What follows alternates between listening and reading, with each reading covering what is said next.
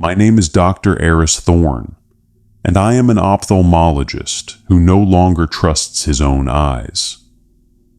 For 20 years, my profession was built on a foundation of absolute certainty. The certainty of the lens, the retina, the unerring physics of light. I diagnosed macular degeneration, treated cataracts, corrected astigmatism. I believed I understood every possible flaw the human eye could possess. I was wrong. There is a flaw no medical textbook has ever recorded, a terror that lives not in the eye itself, but in the space between perception and reality. I call it the echo. It began 3 months ago with a single patient, a young, anxious woman named Sarah Evans. She sat in my examination chair, her hands clenched in her lap, her pupils dilated from the drops. "It's like a ghost," she whispered, her voice trembling. "But not a person, a ghost of everything." I prompted her to elaborate, my pen poised over her chart.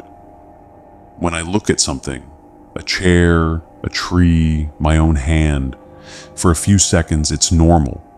Then a second image appears. It's faint, translucent, like a photographic negative superimposed on the real world. But it's wrong." She swallowed hard. "The echo chair is broken. The echo tree is dead and twisted. The echo hand..." She held up her perfectly normal hand, staring at it with horror. "Is skeletal." I ran every test. Her visual acuity was 20/20. Her retinas were healthy. Her optic nerves were perfect. I diagnosed her with a particularly vivid form of palinopsia, the persistence of after images. Likely brought on by stress, I prescribed a mild sedative and scheduled a follow-up. She never made it to the follow-up. According to the brief news report, Sarah Evans was found dead in her apartment. The official cause was an accidental fall, but the article mentioned the apartment was in a state of disarray, as if she had been frantically trying to barricade herself against something. The police found no signs of a break-in. I felt a pang of professional guilt, but I buried it, a tragic coincidence. A week later, a second patient arrived with the same symptoms, then a third. All described the same phenomenon, a lagging, echo image of the world that was decayed, broken, or monstrous. All were initially healthy. All were terrified. I began keeping a separate private file. I labeled it Project Echo. My scientific curiosity was piqued, but it was the fourth patient that seeded the real fear. His name was Mr. Henderson, a stoic, retired engineer, not given to flights of fancy. He described the echo with cold, technical precision.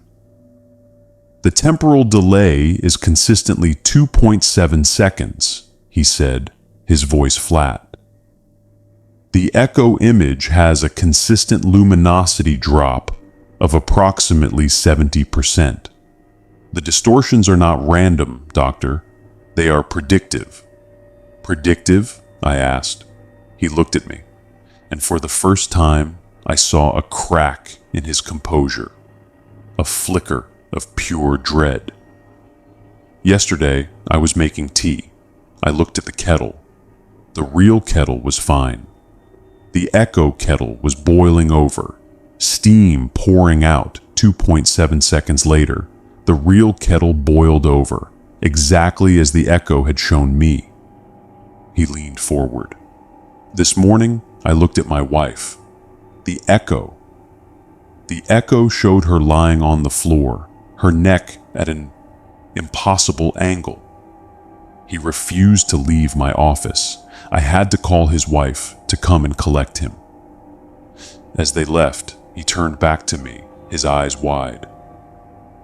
"It's not a problem with our eyes, doctor. It's a problem with time. We're seeing a few seconds into the future, and the future is broken. That night, as I was washing my hands in my clinic sink, I saw it. I blinked, and in the lingering afterimage on my retina, I saw the reflection of my own face in the mirror. The echo face.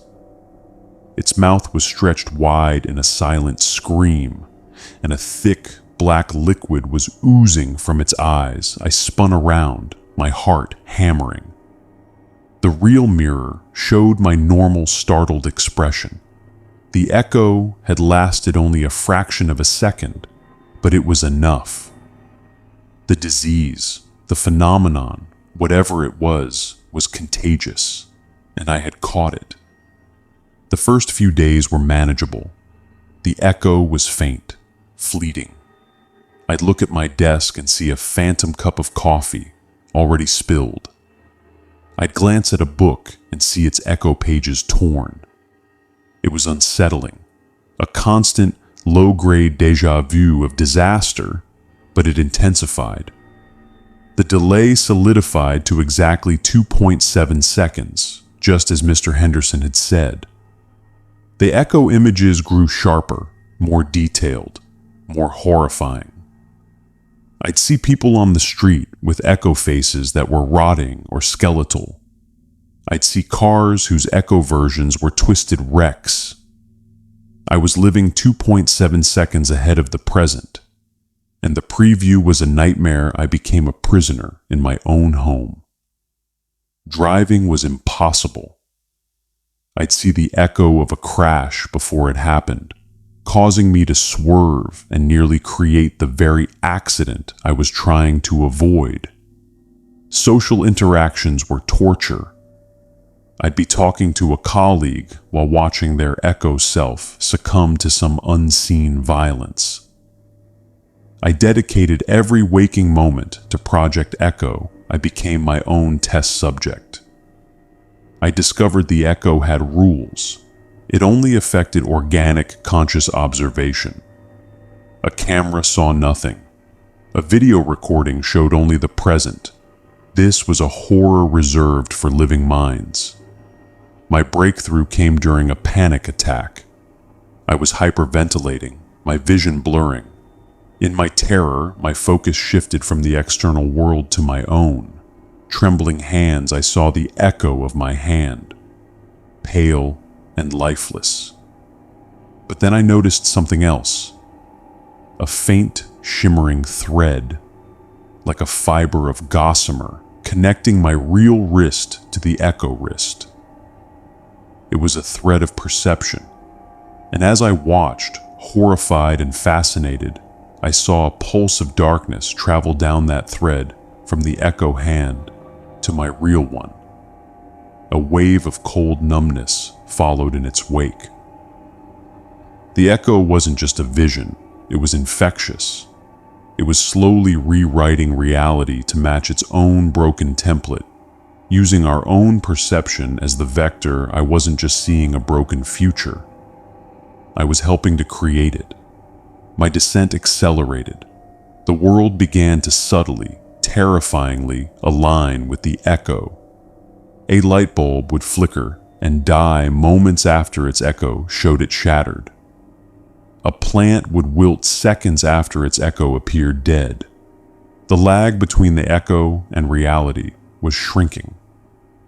2.7 seconds became 2.5, then 2.0.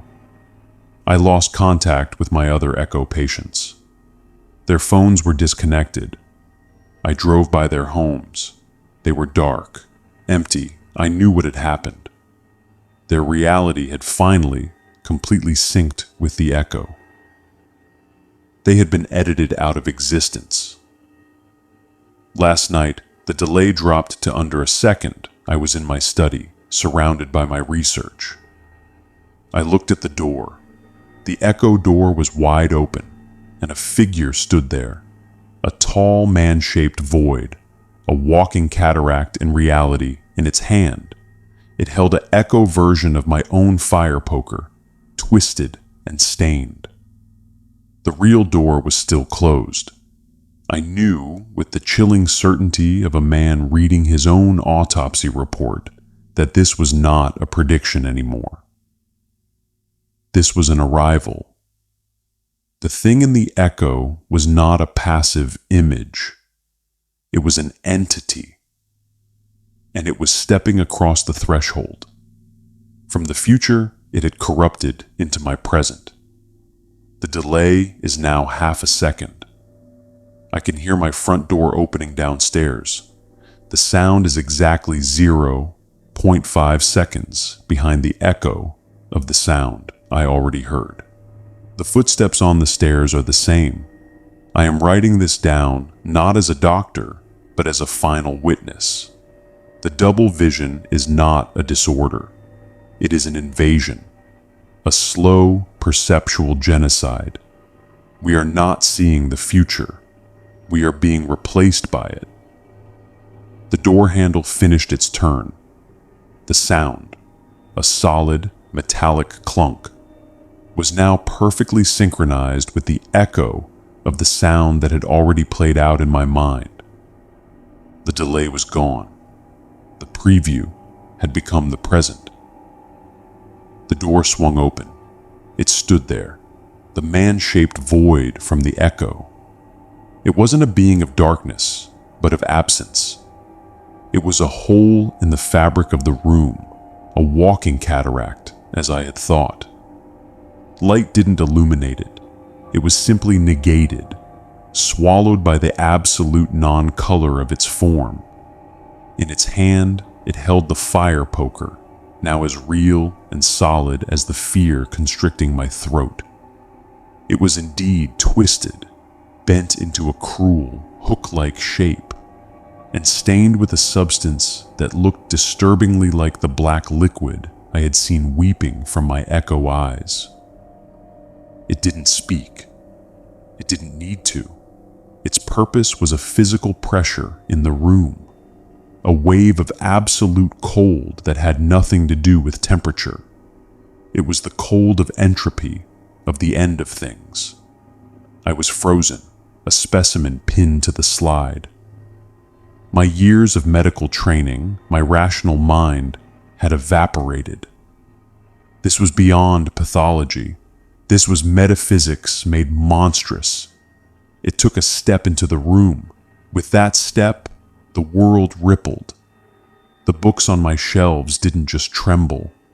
Their spines momentarily flickered, their titles resolving into gibberish before snapping back. The wood grain on my desk writhed like a nest of worms. The entity was a singularity of the echo, and its mere presence was forcing my local reality to synchronize with its corrupted state. It raised the fire poker. My body acted before my mind could. I threw myself to the side, behind my heavy oak desk. The poker swung down, not with a whoosh of air, but with a sound like tearing canvas. It didn't hit the desk, it bit into it. The solid wood where it struck didn't splinter. It unmade itself, dissolving into a fine gray powder that drifted to the floor, leaving a perfectly smooth, curved void in the desktop. This wasn't destruction, it was deletion. I scrambled on my hands and knees, keeping the desk between us. My eyes darted around the room, searching for anything that could be a weapon, an escape, a miracle. My gaze fell upon my ophthalmoscope, lying on a chair where I'd left it. A foolish, desperate idea sparked.